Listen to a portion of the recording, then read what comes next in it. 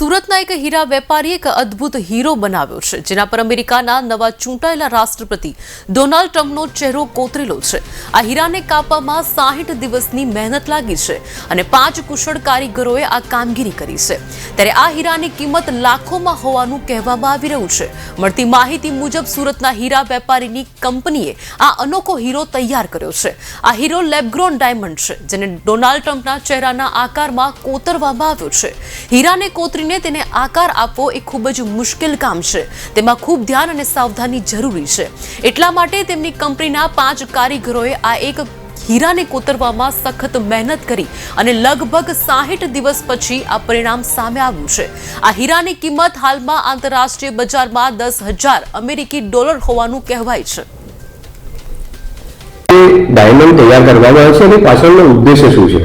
આ ડાયમંડ નું planning, cutting, polishing આ બધા અમારા રત્ન કલાકાર ભાઈઓએ મળીને કરેલી છે. આ એક સુરતની સ્કિલની એક બહુ મોટો ઉદાહરણ છે, કારણ કે આ જે હીરો છે, આ ફ્યુચર એ જ છે કે તમે કેટલું ક્રિએટિવલી આ ડાયમંડને તમે ઉભારીને લાવી શકો છો અને આનું જે પોસિબિલિટીઝ છે એ એન્ડલેસ છે.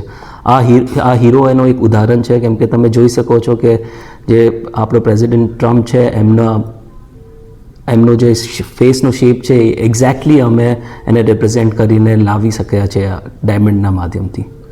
આ બીજો તબક્કો છે જ્યારે અમેરિકાના રાષ્ટ્રપતિને આ પ્રકારનો ડાયમંડ ભેટ આપવાનો પ્રયાસ કરવામાં છે. આની પહેલાં પ્રધાનમંત્રી નરેન્દ્ર મોદીએ એક જે બાઇડન હતા તેમને ડાયમંડ આપ્યો હતો અને આ બીજી વખત છે. શું છે આની પાછળનો ઉદ્દેશ?